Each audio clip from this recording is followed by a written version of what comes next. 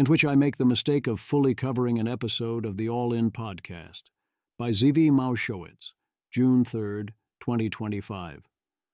I have been forced recently to cover many statements by USAI czar David Sacks. Here, I will do so again, for the third time in a month. I would much prefer to avoid this. In general, when people go on a binge of repeatedly making such inaccurate, inflammatory statements in such a combative way, I ignore. Alas, under the circumstances of his attacks on Anthropic, I felt an obligation to engage once more. The All In podcast did indeed go almost all in. They left at least one chip behind, to go after anyone worried about AI killing everyone, or otherwise opposing the administration's AI strategies in ways that are often obvious nonsense. To their credit, they also repeatedly agreed AI existential risk is real, which also makes this an opportunity to extend an olive branch. And some of the disagreements clearly stem from real confusions and disagreements, especially around them not feeling the AGI or superintelligence and thinking all of this really is about jobs and also market share. If anyone involved wants to look for ways to work together or simply wants to become less confused, I'm here. If not, I hope to be elsewhere. Our continuing coverage. I first covered many of his claims in fighting obvious nonsense about AI diffusion. Then I did my best to do a fully balanced look at the UAE KSA chips deal in America Makes AI chip diffusion deal with UAE and KSA. As I said then, depending on details of the deal and other things we do not publicly know, it is possible that from the perspective of someone whose focus in AI is great power competition, this deal advanced American interests. The fact that many of Sacks's arguments in favor of the deal were obvious nonsense and many seemed to be in clearly bad faith had to be addressed but did not mean the deal itself had to be an error. This third post became necessary because of recent additional statements by Sacks on the All In podcast. Mostly they are not anything he has not said before and are things he is likely to say many times again in the future, and they are largely, once again, obvious nonsense, so why cover them? Doesn't Sacks rant his hallucinations about the supposed AI existential risk industrial complex all the time? Yes, he does. Mostly he falsely rants, and he repeats himself, and I ignore it. What was different this time was the context. Important recent context. The Trump administration is attempting to pass what they call the Big Beautiful Bill. Primarily, this bill is a federal budget, almost none of which has to do with AI.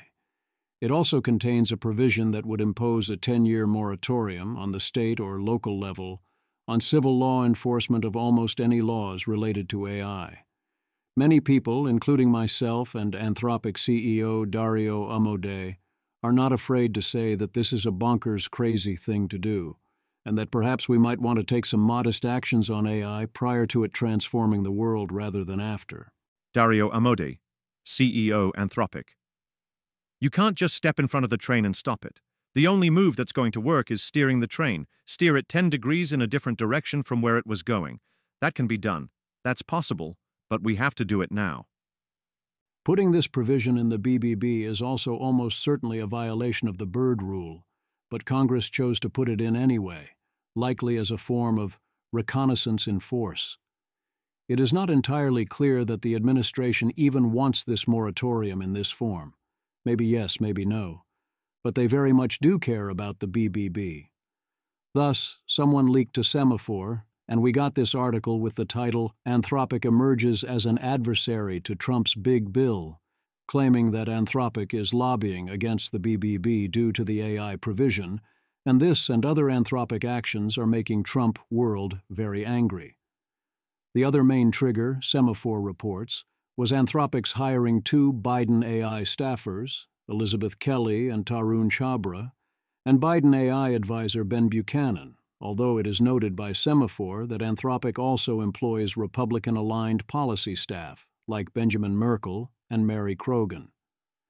Buchanan, the architect of the Biden diffusion rules, has, as one would expect, personally opposed the UAE-KSA deal and other ways in which Biden administration rules have been reversed. Bizarrely, the Trump administration also expressed annoyance at Anthropic's CEO Dario Amodei, warning about imminent loss of up to half of white-collar jobs. I think that projection was too aggressive, but I am confident he believes it. Semaphore bizarrely frames these lobbying tactics as potentially savvy business moves. Read Albergati. Opposing the bill preempting state AI laws may not be necessary anyway, because it faces high hurdles in both Congress and in the courts. In other words, Anthropic's federal lobbying probably won't make much of a difference. Influencing the White House on its executive orders would have been the best shot. In the long run, though, maybe it's a smart strategy. AI researchers may see Anthropic as more principled, and it could help with recruiting. The Trump administration won't be around forever, and Anthropic may be better positioned when the next president takes office. Yeah, look, no, obviously not, if you agree with Reed, and I do, that Anthropic can't have a substantial impact on the BBB proceedings, then this was clearly a misstep given the reaction. Why would anyone think antagonize the Trump administration was good business for Anthropic? To help a bit with recruiting because they would look slightly more principled at the risk of facing a hostile White House. Anthropic and the White House being enemies would help only OpenAI and China. Anthropic's lobbying, of course, is partly motivated by what they believe is good for America and humanity, and partly by what is good for Anthropic. Anthropic has been, up until recently, seemingly been pursuing a very deliberate insider strategy. They were careful not to antagonize anyone. They continued to downplay public statements about AI existential and catastrophic risks. They have offered only very careful and measured support for any AI regulations. Dario has very much publicly gotten behind and emphasized the need to beat China framework. Not only does Anthropic not call for AI to slow down or pause, they call upon American AI to accelerate. On SB 1047, Anthropic called for and got major softening of the bill and then still refused to endorse it. This has been extremely frustrating for those who are worried about AI killing everyone, many of whom think Anthropic should speak up far louder and make the case for what is actually necessary. They see Anthropic as having largely sold out on this and often other fronts, because such an approach is very obviously good for Anthropic's narrow business interests. What was said on the All In podcast recently, and is being reiterated even more than usual on Sachs's Twitter recently, is a frankly rather unhinged attack against anyone and everyone Sachs dislikes in the AI space, in an attempt to associate all of it together into a supposed grand diabolical and conspiratorial AI existential risk industrial complex, out that, quite frankly, does not exist. What is different this time is primarily the targeting of Anthropic. Presumably the message is, loud and clear, back the hell off, or else. The point of this post has 5 primary objectives. 1. Actually look concretely at the arguments being made in case they have a point. 2. Have a reference point for this event and for this general class of claims and arguments, explaining that they simply are not a description of reality and illustrating the spirit in which they are being offered to us, such that I can refer others back to this post and link back to it in the future. 3. Extend an olive branch and offer of help to Sachs and those at the All In podcast. 4. Ensure that Anthropic understands the messages being sent here. 5. Provide a response to the podcast's discussion on jobs in their Part 2.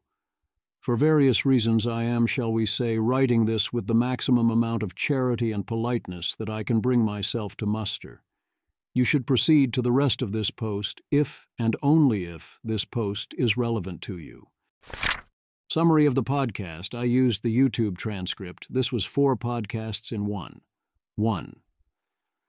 A rather misinformed and unhinged all-out attack on and an attempt to conflate through associations and confusions and vibes some combination of Anthropic, diffusion controls on advanced AI chips, anyone supporting diffusion controls, anyone opposing the UAE deal, especially if they are a China hawk, more generally anyone who has a different opinion on how best to beat China, anyone worried about AI job losses, anyone worried about AI existential risk, while admitting to their credit that AI is indeed an existential risk several times, those who cause AIs to create Black George Washingtons, several distinct classes of people referred to as doomers, EA, the Biden administration, anyone previously employed by the Biden administration at least in AI, OpenPhil, Dustin Moskovitz, Netflix CEO Reid Hoffman, woke agendas, a full-on dystopian government with absolute power, a supposed plot to allocate all compute to a few chosen companies that was this close to taking over the world if Trump had lost. A.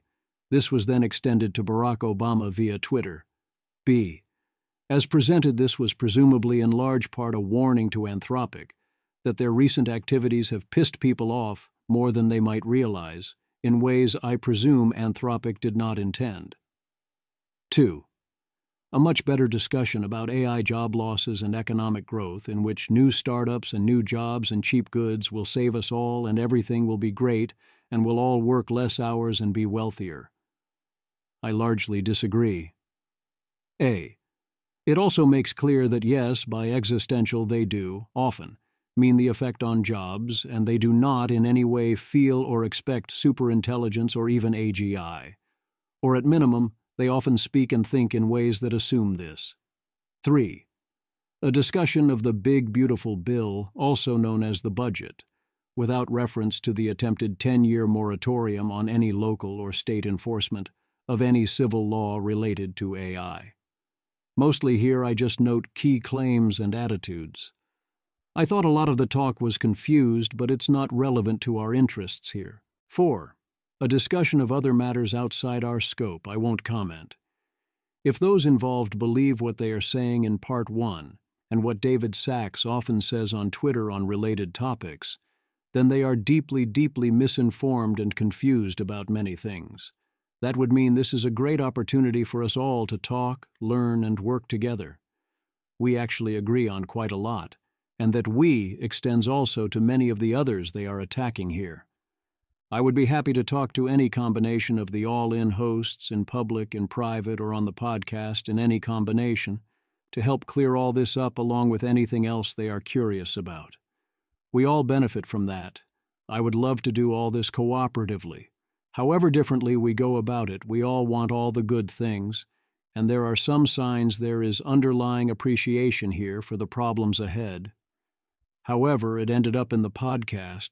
Again, this could all be a big misunderstanding. There was a lot of obvious nonsense here, including a lot of zombie lies, clearly weaponized. They say quite a lot of things that are not, and frame things in ways that serve to instill implications that are not true, and equate things that should not be equated, and so on. I can't pretend otherwise. There's also a profound failure to feel the AGI, and definitely a failure to feel the ASI, artificial superintelligence, or even to feel that others might truly feel it, which seems to be driving a lot of the disagreement. There's a conflation that I believe is largely genuine of any and all skepticism of technology under the umbrella term doomer. Someone worries about job loss, doomer. Someone worries about existential risk, by which perhaps you mean the effect on jobs, doomer. Someone worries about AI ethics, doomer. Someone worries about climate change. Doesn't come up, but also doomer, peruse ambly. But guys, seriously, if you actually believe all this, call me. Let's clear this up. I don't know how you got this confused, but we can fix it, even if we continue to disagree about important things too. If you don't believe it, of course, then stop saying it. And whether or not you intend to stop, you can call me anyway. Let's talk off the record and see if there's anything to be done about all this. The transcript mostly doesn't make clear who is saying what, but also there don't seem to be any real disagreements between the participants, so I'm going to use they throughout. I put a few of these notes into logical order rather than order in the transcript where it made more sense, but mostly this is chronological. I considered moving a few jobs-related things into the jobs section, but decided not to do this. As per my podcast standard, I will organize this as a series of bullet points. Anything in the main bullet point is my description of what was importantly said. Anything in the secondary sections is me responding to what was said. Part 1, the part with the unhinged attacks on Anthropic and also other targets. 1. They start off acknowledging employment concerns are real. They explicitly say people are concerned about ASI, and yes, they do mean the effect on jobs. 2. Then start going hard after doomers, starting with Dario Amadei's aggressive claims about white-collar job losses, accusing him of hype. A. Pot, Crido Kettle. B. I do actually think that particular claim was too aggressive, but if Dario is saying that it is because he believes it and has confusions about diffusion, probably. C. Later they say Anthropic's warnings, coincidence with key moments in their fundraising journey, right after Anthropic recently closed their Series E and now is finally warning us about AI risks. D. They are repeating the frankly zombie lie that Anthropic and OpenAI talk about AI existential risk or job loss as hype for fundraising, that it's a smart business strategy, that it is a nefarious strategy. This is obvious nonsense. It is in obvious bad faith. OpenAI and Anthropic have in public been mostly actively downplaying existential risk concerns for a while now, in ways I know them not to believe. Stop it. 3. Then claim broader AI risk concerns expressed at the first AI Safety Summit have been discredited. While agreeing that the risks are real, they simply haven't arrived yet. Then they go on about an agenda you should be concerned about. 4. They essentially go all Jevons paradox on labor, that the more we automate, without loss of generality, coding, there will be better returns so you'll actually end up using more. They state this like it is fact, even in the context of multipliers like 20x productivity. A. This claim seems obviously too strong. I won't reiterate my position on jobs. 5. These venture capitalists think that venture capitalists will always just create a lot more jobs than we lose, even if, e.g., all the truck drivers are out of work because profits, while investing in a bunch of one-person tech companies and cryptos. 6. Fear is a way of getting people into power, and they're going to create a new kind of control. Given who is doing this podcast, do I even have to say it? 7. They claim effective altruism astroturfs. A. This is complete lying, obvious nonsense, and rather rich, coming from venture capitalists who engage in exactly this in defense of their books, with company disingenuous lobbying efforts from the likes of A16s and Meta, massively outspending all worried people combined and lying their asses off outright on the regular, and also being in control in the White House. B. Every survey says that Americans are indeed worried about AI, although it is low salience, and AI is unpopular. 8. They then outright accuse OpenPhil, EA in general, Anthropic, and so on of being in a grand conspiracy seeking global AI governance, then conflate this with basic compute governance, then conflate this with the overall Biden AI agenda and DEI. A. Which again is obvious nonsense. At best, such efforts are indifferent to DEI. B. I assure everyone Anthropic does not care about a woke agenda or about DEI. C. My experience with EA reflects this same attitude in almost all cases. 9. Then they claim this led to woke AI like the Black George Washington. A. I refer to what happened with that as the Gemini incident. B. The causal claim here is obvious nonsense. Google was being stupid and woke all on its own for well-documented reasons, and you can be made at Google's employees if you want about this. 10. They make it sound as sinister as possible that Anthropic hired several ex-Biden AI policy people. A. I get why this is a bad look from the All In podcast perspective. B. However, what they are clearly implying here is not true, and Anthropic has hired people from both sides of the aisle as per semaphore, and is almost certainly simply snapping up talent that was available. 11. They accuse EA or OpenPhil or even Anthropic of advocating for a pause. A. This is unequivocally false for OP, for Anthropic, and for the vast majority of EA efforts. Again, lies or deep confusion, obvious nonsense. B. Anthropic's CEO Dario Amodei has put out extensive essays about the need to beat China and all that. He is actively trying to build transformational AI. C. A pause would damage or destroy Anthropic, and he thinks a pause would be obviously unwise right now, which I agree with. D. I am very confident the people making these claims know the claims are false. 12. They say, X risk is not the only risk we have to beat China. A. And I agree. We all agree. Great that we can agree these are two important goals. Can we please stop with the claims that we don't agree with this? B. Dario also agrees very explicitly, out loud, in public, so much so it makes a lot of worried people, and likely many of his employees highly uneasy, and he's accused of selling out. C. David Sachs, in particular, has accused anyone who opposes his approach to beating China of not caring about beating China. He either needs to understand that a lot of other people genuinely worried about China, strongly disagree about the right way to beat China, and think keeping compute out of the wrong hands is important here, or he needs to stop lying about this. 13. Someone estimates 30% chance China wins the AI race, but thinks existential risk is lower than 30%. A. I disagree on the both percentages, but yes, that is a position one might reasonably take, but we can and must then work on both. And also, while both these outcomes are very bad, one is much worse than the other, and I hope we agree on which is which. 14. They say Claude kicks ass, great product. A. I definitely agree with that. 15.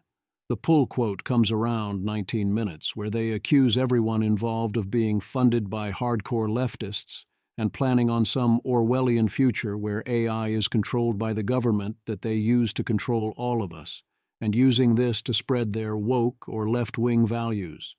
A. Seriously, no, stop. B. I go into varying degrees of detail about this throughout this and other posts. But please, seriously, no. This is simply false on all counts. See, it is true that there are other people, including people who were in the Biden administration, who on the margin will prioritize doing things that promote left-wing values and woke agendas. Those are different people. 16. They even claim that before Trump was elected, they were on a path to global compute governance restricted to 2 to 3 companies that then forced the AIs to be woke. A. This is again all such complete obvious nonsense. B. I believe this story originated with Mark Andreessen. C. At best, it is a huge, willful misunderstanding of something that was said by someone in the Biden administration. D.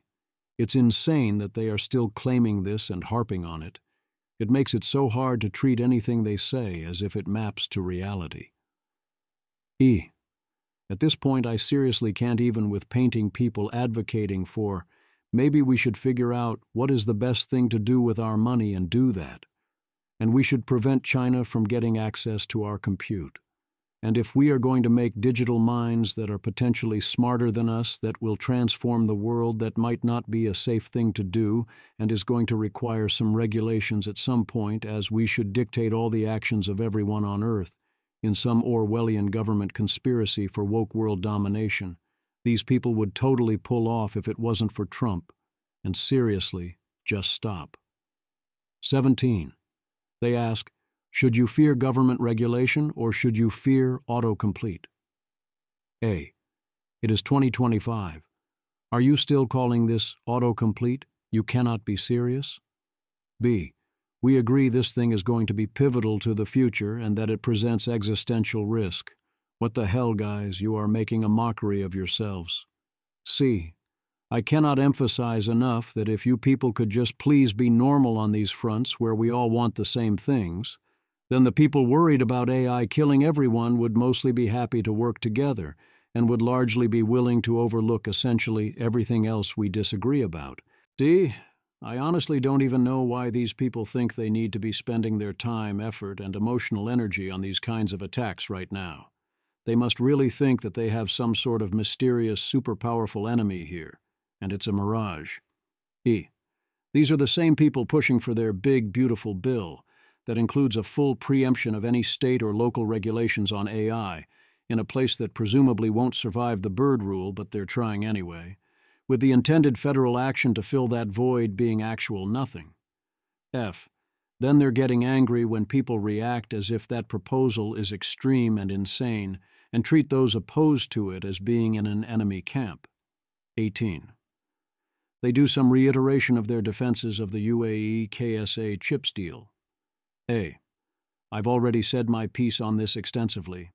Again, reasonable people can disagree on what is the best strategic approach, and reasonable people would recognize this. Other related obvious nonsense. David Sacks in particular continues to repeat a wide variety of highly unhinged claims about effective altruism. Here he includes Barack Obama in this grand conspiracy, then links to several even worse posts that are in transparently obvious bad faith. David Sacks, 2025, saying obvious nonsense. Republicans should understand that when Obama retweets hyperbolic and unproven claims about AI job loss, it's not an accident. It's part of an influence operation. The goal: to further global AI governance, a massive power grab by the bureaucratic state and globalist institutions.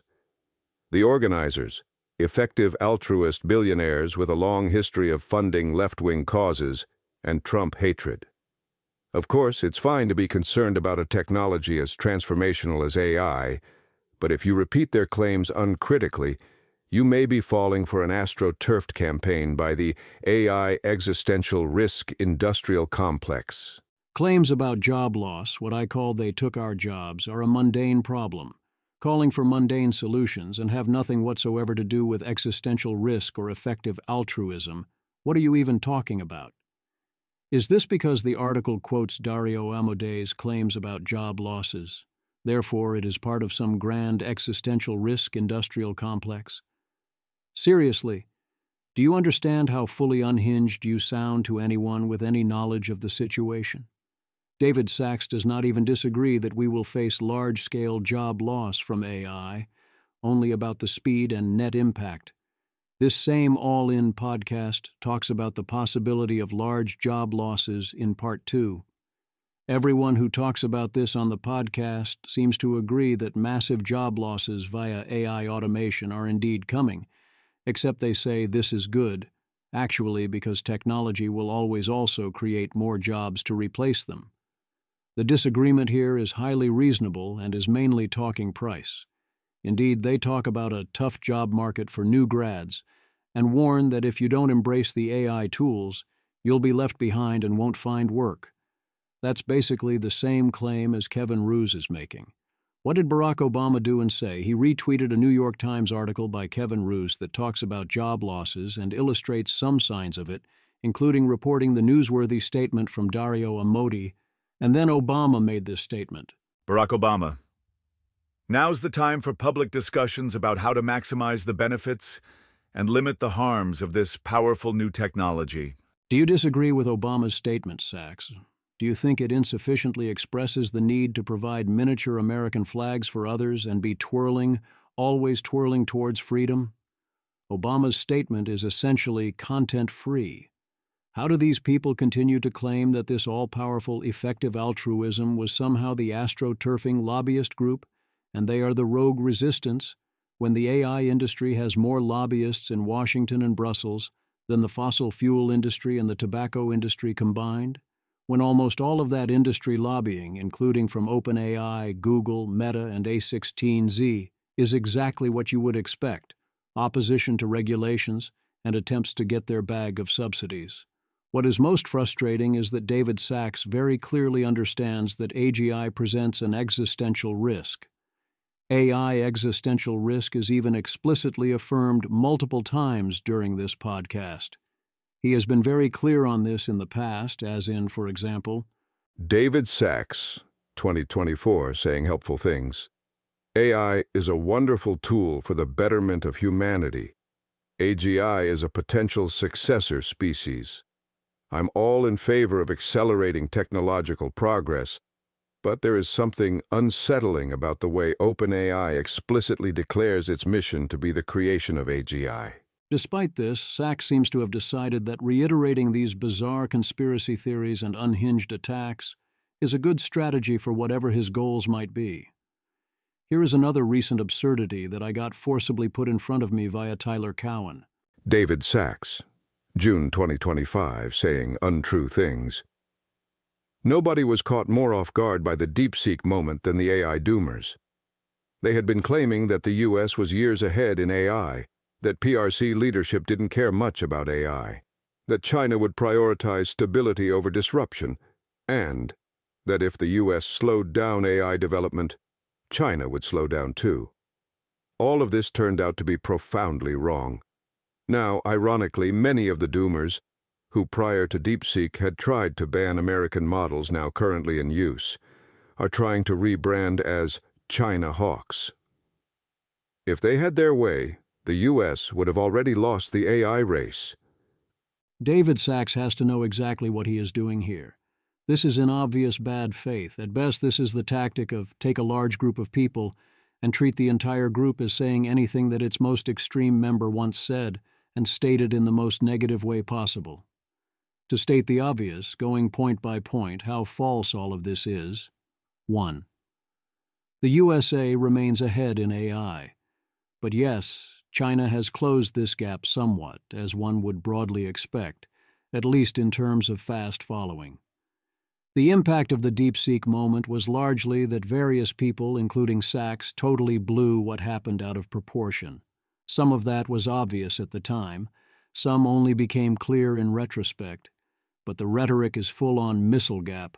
Also, this is like saying you claimed Alice was 2 miles ahead of Bob, but then Bob caught up to Alice, so you were lying. That is not how anything works. 2. The PRC leadership was, as far as I can tell, highly surprised by DeepSeek. They were indeed far more caught off guard than the AI doomers, many of whom had already been following DeepSeek and had noticed V3 and expected this. The PRC then noticed, and yes, they now care about AI more, but for a long time they very much did not appreciate what was going on. What are you even talking about? 3.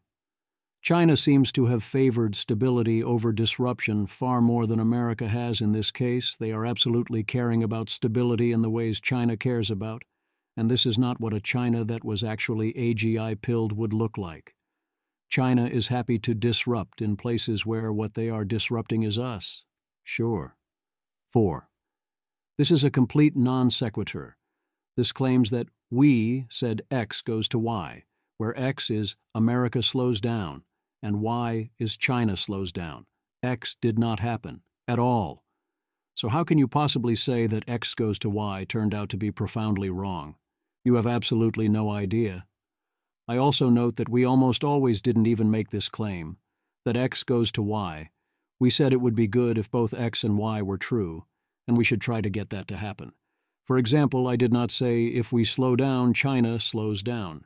I said things of the form, it would be good to open a dialogue about whether, if we solved down, China would also slow down, because we haven't even tried that yet. 5. The reference to attempts to ban models currently in use, as if this applies broadly to the group in question, rather than to a very small number of people who were widely criticized at the time, including repeatedly by myself very, very explicitly, for overreach because of this exact request. 6.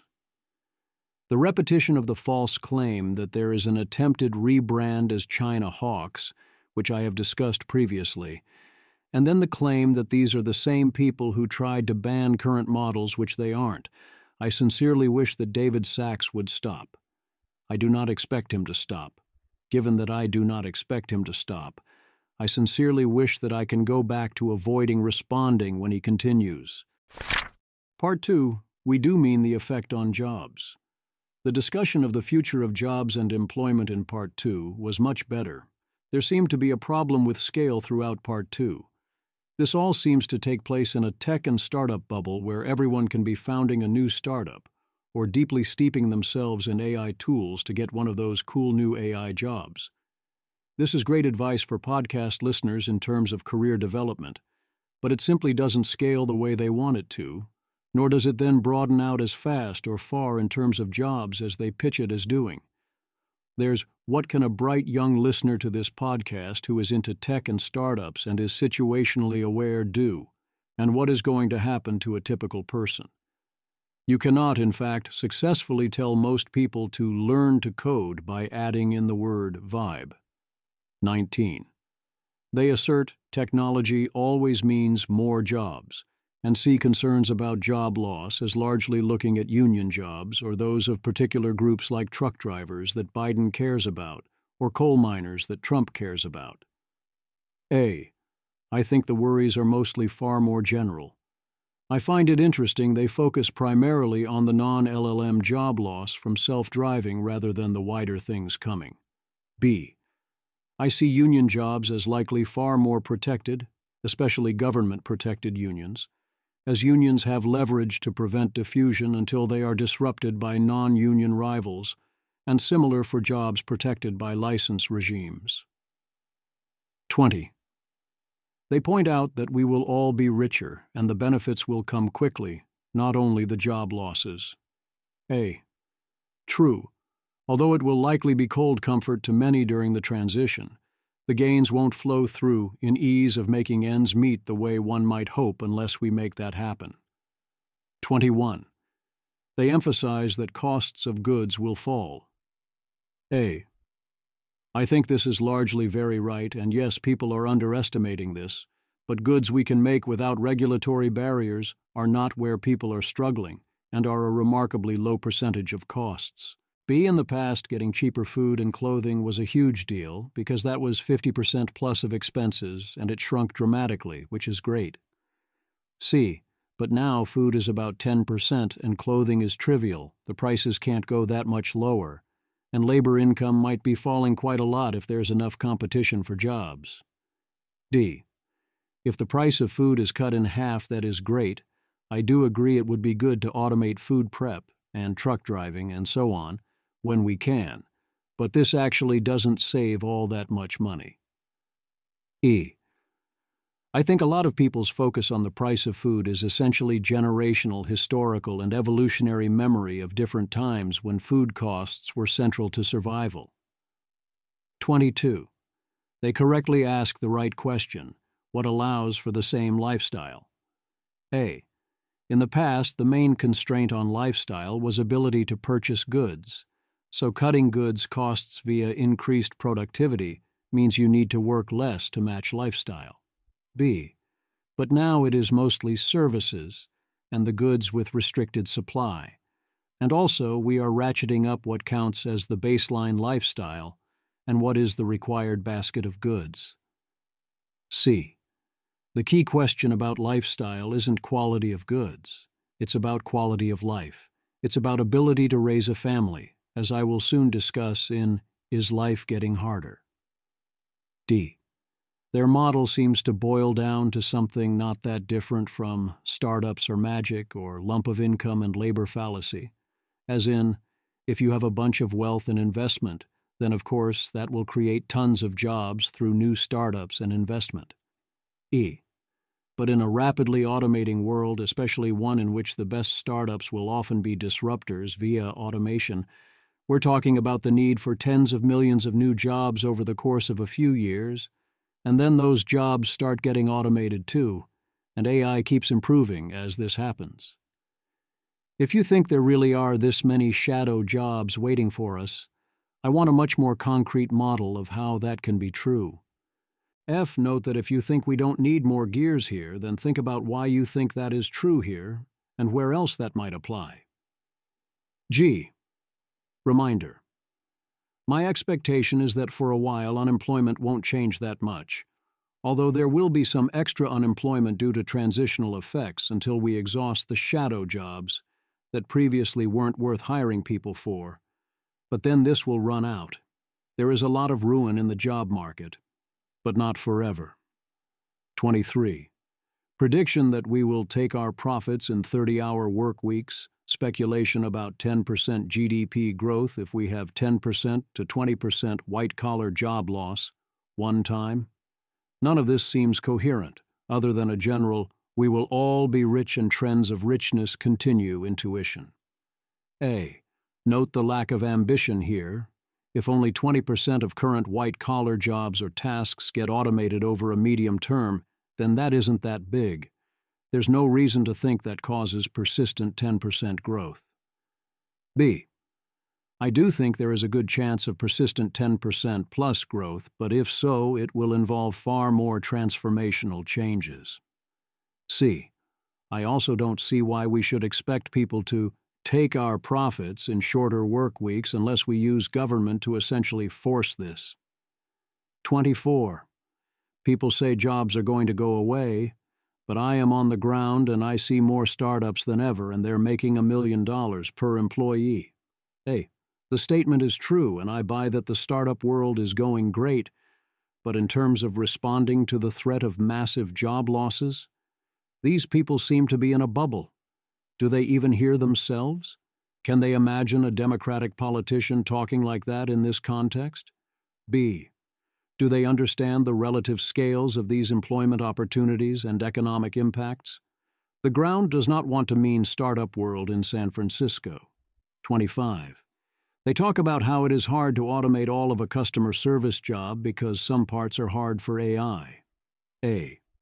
This is a distinct lack of thinking ahead. B. In general, it does not seem like this discussion is baking in future AI progress, and also still leaves room for most such jobs to go away anyway. 26. They say yes, if we have 20% job loss, government will have to step in, but it is a total power grab to demand the government act now about potential future unemployment. A. What is this word salad specter of Andrew Yang or something? How does this relate to anything that anyone is seriously asking for? B. The thing about unemployment is that you can indeed respond after it happens. I strongly agree that we should wait and see before doing anything major about this, but also I don't see serious calls to do otherwise. 27. Based on various statements where they seem to conflate the two. A. I think that by existential risk they might literally mean the effect on jobs. No, seriously, literally, they think it means the effect on jobs. Or they are at least confused here? I can't make sense of this discussion any other way. Not in a bad faith way, just it seems like they're legitimately deeply confused about this. 28. They say diffusion rules wouldn't solve existential risk, but they're open to suggestions. A. I mean, no, they won't do that on their own. The primary goal of diffusion rules is to hold back China so we can both win the race and giving ourselves enough freedom of action and inaction to have a chance to find a solution to existential risk. Why is this so confusing? B. And what is this doing in the middle of a discussion about job loss and economic growth rates? 29. More talk about glorified auto-compute. A. You can stop any time, guys. 30. 36 minutes and 52 seconds. Tough job market for new grads in the established organizations, and so what should new grads do? They should probably steep themselves in the tools and go to younger companies or start a company. I think that's the only solution for them. A. This is great advice, but I don't think they understand how grim that is. The vast majority of people are not going to be able to do a startup. I wish this were possible, and it's good advice for their audience, sure, but this is innumerate to suggest for the population as a whole. B. So the only thing, as they say, that young people can do in this type of future is deeply steep themselves in these AI tools to outcompete those that don't do it. But obviously only a small portion of such people can go that route at once. This works exactly because everyone else mostly won't do it. The vast majority of grads will be screwed on an epic level. C. This is the same as the whole learn to code message that, shall we say, did not win the votes of the coal miners. Yes, any individual sufficiently capable person could learn to code, but not everyone can, and there were never that many slots. Similarly, for a long time, learn to play poker and grind it out has been a very viable path for anyone who has the discipline. But very obviously that is not a solution at scale because it would stop working. Also, it doesn't produce anything. 31. Again, speculation that the people who benefit the most are new coders willing to embrace the tech. Tell that to the current SWE market. This is not at all obvious, but yes, in a AI is super productive world, the handful of people who most embrace this opportunity will do well. They're right that the people who embrace the tools will beat the people who push back. Okay, sure. B. I will never get the Python love they also express here, or the hate for OOP. I really wish we weren't so foolish as to build the AI future on Python, but here we are, 40 minutes and 57 seconds. Again, the conflation where blaming a layoff on AI is a doomer story. A. This is once again a distinct, very different concern. Both are real.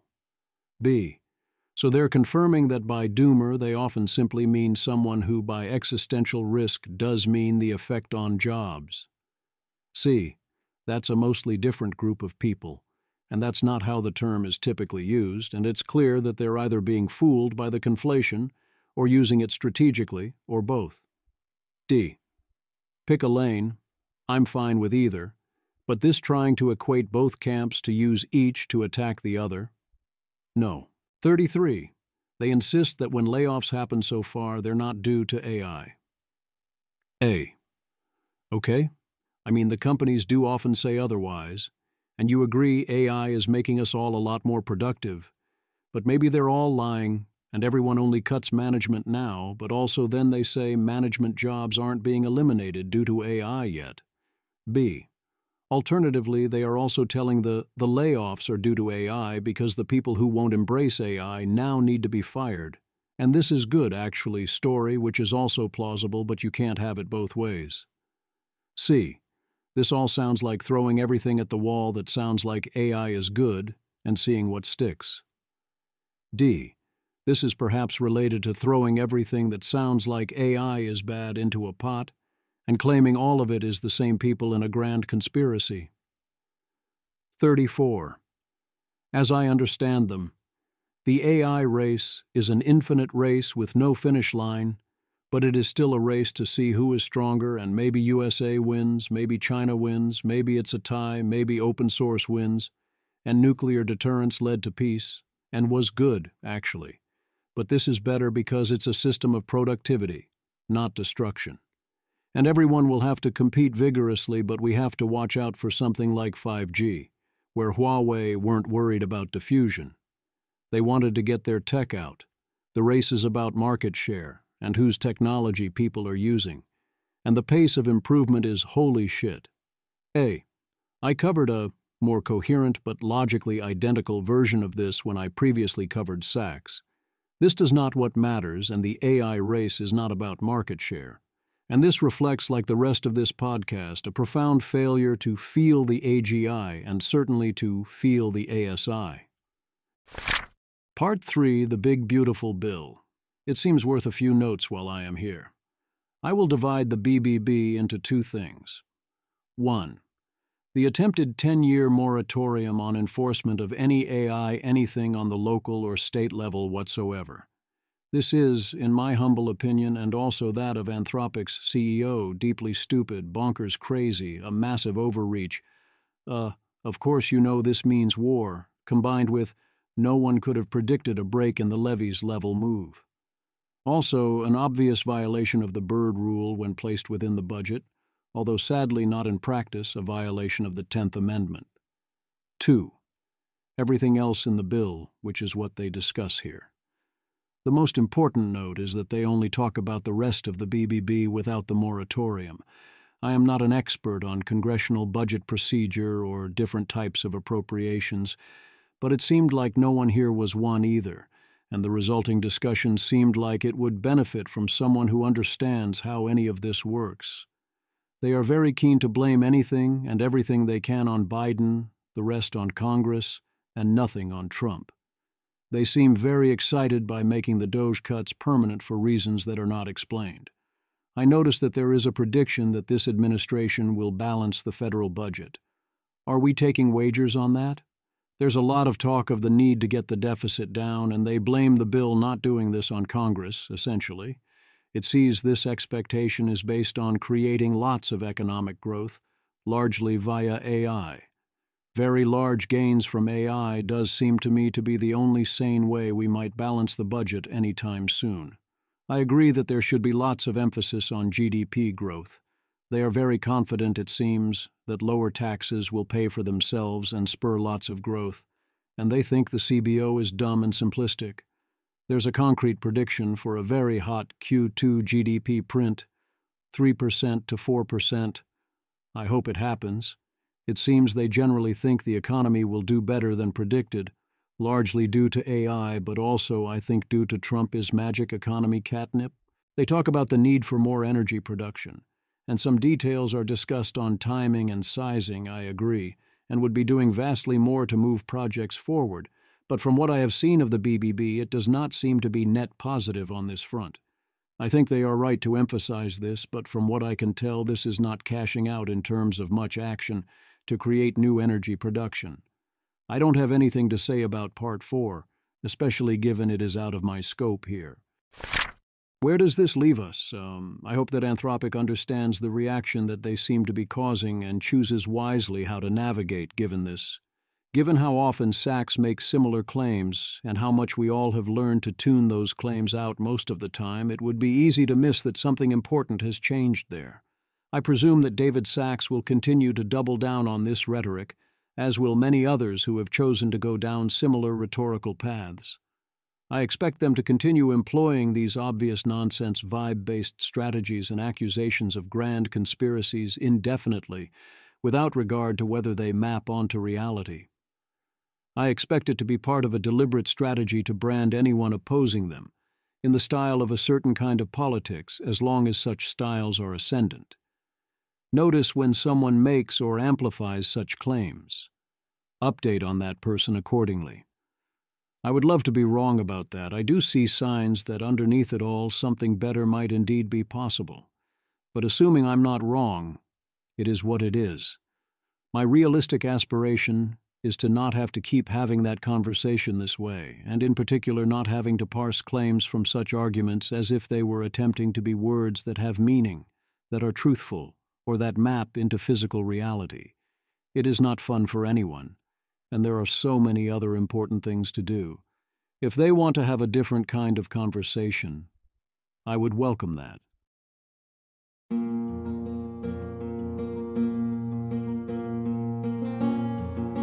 This has been an episode of the Don't Worry About the Vase podcast. If you enjoyed this podcast, please visit thezv.substack.com to support the author. If you enjoy having AI-narrated episodes, please note this is a listener-supported podcast. To receive new posts and support the cost of creation, consider becoming a subscriber at dwatvpodcast.substack.com. Thanks for listening.